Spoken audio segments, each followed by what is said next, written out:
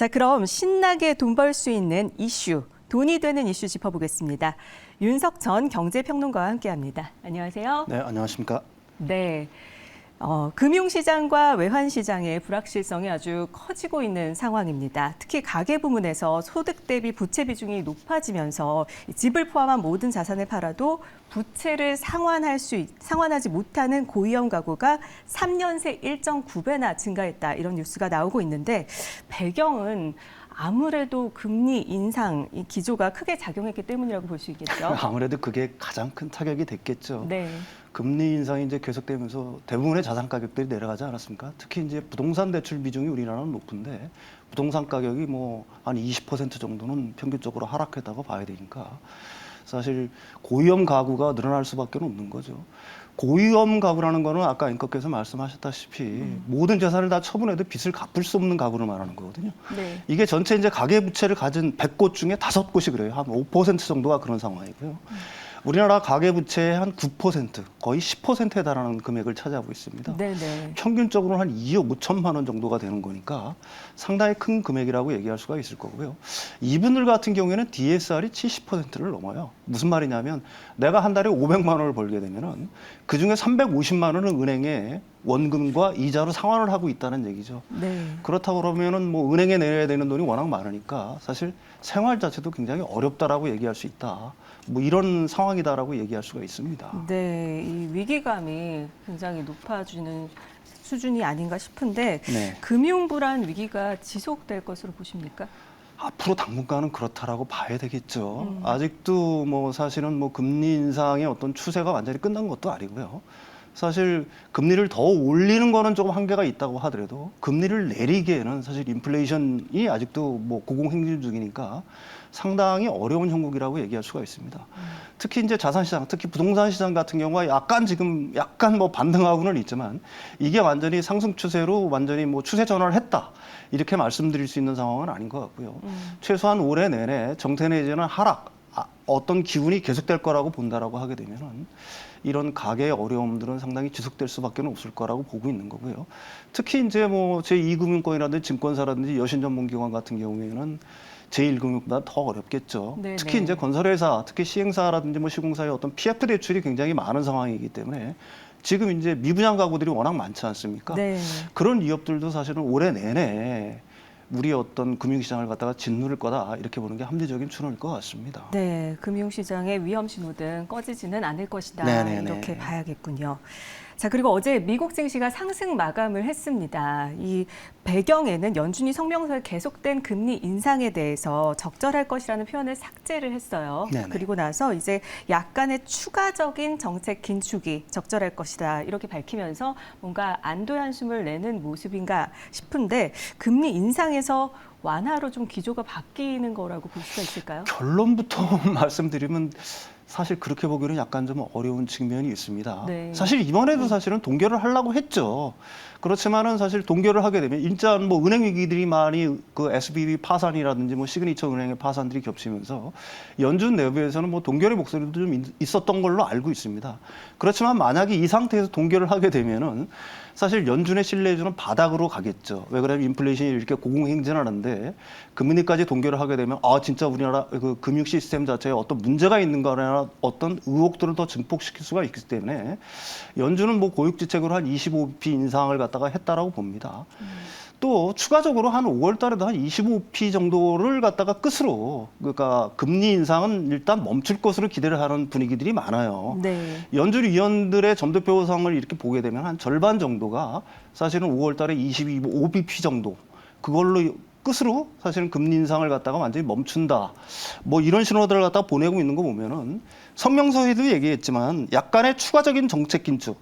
다시 말해서 5월 달에 한 25bp 정도 오르는 것으로 일단 끝을 낼 거다라는 게 이제 그 연준의 기조인데요. 그렇다고 해서 지금 시장은 사실은 그렇습니다. 연내 금리 인하가 지속될 거라고 시장은 일단 기대를 하고 있는데 제가 보기에는 그게 약간 좀 어려운 이유가 사실은 그 파웰 의장도 이번에 얘기를 했죠. 연내 금리 인하는 없다. 금리 인상은 한 번 정도로 그치겠지만은 사실은 연내 금리 인하는 없다라고 뭐 분명히 밝히고 있는 거고요. 특히 또 그 미국의 인플레이션 상황이 여전히 뭐 많이 낮아졌다고 하지만 녹록치 않은 상황입니다. 따라서 연준이 한 번 정도 금리 인상을 하겠지만 시장이 기대하는 것처럼 빠른 어떤 금리 인하로 돌아설 거라고 보는 것도 좀 무리가 있다라고 봐야 되겠죠. 네, 네네. 그렇군요. 우리 이제 현대차 얘기를 좀 해볼까 하는데요. 이 현대차가 주주 권리를 강화하는 안을 통과를 시켰습니다. 깜깜이 배당을 없애고 기말 배당금으로 인상을 한다는 건데 그 기말 배당금을 인상해주면 그나마 현대차 주주들이 좀 더 좋아할까 어떨지 그 반응이 궁금한데요. 깜깜이 배당 아예 없어지는 걸까요, 그러면요? 일단은 깜깜이 배당을 갖다가 줄이라고 금융위원회하고 법무부가 우리나라 그 대기업들한테 계속해서 이제 일단 어떻게 보게 되면 압력을 넣고 있는 상황인 거죠. 네네. 일단 현대차를 보게 되면 기말 배당금은 작년 대비해서 2배로 인상을 했습니다. 6천원으로 일단 확정을 했고요. 그러니까 뭐 지난해 대비 2배 이상 들었으니까 현대차 주주님들은 굉장히 기뻐하실 것 같고요. 현재 우리나라 현대차뿐만이 아니라 대기업의 이제 그 배당 방식이라는 거는 12월 달에 이제 연말에 사실은 그 주주를 갖다가 확정하죠. 배당받을 주주들을. 그리고 이제 배당금이 사실 얼마인지도 모르면서 주총에서 배당금이 결정되면서 배당을 하는 형식이었습니다. 이걸 갖다가 이제 정관을 고쳐서 사실은 이사회 결의를 통해서 배당 주주를 정하기에 어떤 기준을 갖다가 일단 그 수시로 그 기준일 갖다가 언제든지 정할 수가 있습니다. 단 기준일 2주 전에 공고를 내게 돼 있어요. 기준 2주 전에. 그러니까 이제 주주 입장에서는 사실 현대차 입장에서 이런 식의 어떤 그 배당 정책이 가능하겠죠. 우리가 언제 배당을 할 거고 그 배당금 대충 얼마다 뭐 이런 식으로 이제 미리 공고를 하겠다는 얘기입니다. 따라서 주주들 입장에서는 이거 배당을 많이 해주게 되면은 당연히 현대차 주식을 살라고 하겠죠. 그러니까 현대차 주주들 입장에서는 어떻게 보게 되면 주주 환원 정책의 어떤 혜택 그걸 갖다가 이제 우리나라 재벌 기업들 중에서는 그나마 그래도 빨리 받았다 이렇게 얘기할 수가 있을 것 같습니다. 네, 네네. 그런가 하면 이번에 현대차 주주총회에서 이 사업 목적의 금융상품, 판매대리, 중개업 이런 것들을 추가를 했는데 중고차 시장 진출도 공식화를 한다고요? 예, 그렇습니다. 중개업을 갖다가 그 정관을 고쳐서 사업 목적에 포함을 시켰다는 거는 일단은 뭐 인증 중고차 시장의 어떤 진입을 갖다가 명확히 했다라고 보는 거고요. 현대차로서는 뭐 사실은 중고차를 파는 거에 대한 어떤 이득도 이득이겠지만은 사실 이제 기존의 그 외제차 가령 뭐 BMW라든지 벤츠라든지 다 인증 중고차를 하고 있지 않습니까? 네네. 인증 중고차 사업을 하는 이유는 뭐냐면 신차 어떤 수요를 갖다가 더 촉발시키기 위해서 사실은 그런 거거든요. 그러니까 중고차를 갖다가 현대자동차 고객이라면 자신이 갖고 있던 어떤 중고차를 현대자동차에 팔고 또 그걸 갖다가 파는 대신에 신차를 또 인수하고 이런 걸 갖다가 훨씬 원활히 할 수 있기 때문에 이게 사실은 현대차의 어떤 마케팅 측면에서도 상당히 도움이 되는 어떤 정관 변경이다 이렇게 볼 수도 있을 것 같습니다. 네, 그러면 이것도 현대차 주가에 어떤 모멘텀이 있는 그런 좋은 일이 될 수 있겠네요. 뭐 현대차로서는 현대차 주주로서는 이득이 현대차의 어떤 이득이 앞으로 좀 더 늘어날 가능성이 있으니까 주주 입장에서는 이걸 갖다가 뭐 반대할 충분히 환영할 만한 어떤 입장 변화다 이렇게 볼 수도 있을 것 같아요. 네, 예, 예. 현대차의 또 발빠른 대처에 대해서 환영하는 주주들이 많을 것으로 생각이 되는데요. 이 주가 상승으로 주목을 받던 은행주가 이 외국인 팔자세의 배경으로 뭐라고 보시는 건가요? 왜 이렇게 외국인들이 돌아서게 되는 거지? 일단 우리나라 금융주들 같은 경우에는 4대 금융주주의 가장 큰 주주들은 외국인이죠. 지분을 한 60% 이상 갖고 있으니까요. 근데 이제 은행주 같은 게 1월 달까지만 해도 좋았습니다. 왜 그러냐면은 지난해 실적들이 사실은 워낙 좋았고 배당금이 또 높았잖아요. 근데 이제 뭐 주가라는 거는 사실은 어떻게 보게 되면은 이제 미래의 어떤 성장성은 어느 정도 반영을 하는 건데 국내 은행뿐만 아니라 지금 뭐 그 해외 은행들도 거의 뭐 낙폭을 갖다가 굉장히 키우고 있는 거 아니겠습니까? 국내 은행들도 영업 환경이 좀 악화되고 있는 건 사실이죠. 일단 가계대출 규모가 상당히 줄어들고 있는 거고요. 그다음에 연체율도 늘어나고 있는 거고요. 그러니까 그만큼 이제 손실의 가능성이 커지고 이익의 가능성은 그만큼 작아진다고 보는 거고요. 또 얼마 전에는 정부의 개입도 있었죠. 가령 뭐 대출 이자를 갖다가 좀 낮춰라. 네. 예금 뭐 이자도 좀 낮춰라 하는 어떤 압박들. 이런 압박들이 이제 그 복합적으로 작용을 하면서 은행의 올해 성장성에 대한 어떤 우려들 이런 것들이 이제 외국인들이 금융주를 파는 그런 가장 큰 이유가 아닌가 싶습니다. 네, 금융시장에는 계속해서 청신호가 켜지지는 않고 있는 네네, 모습이네요. 그렇습니다. 예, 예. 정부가 인터넷뱅크와 또 지방은행의 공동대출 모델 도입을 추진을 하는데요.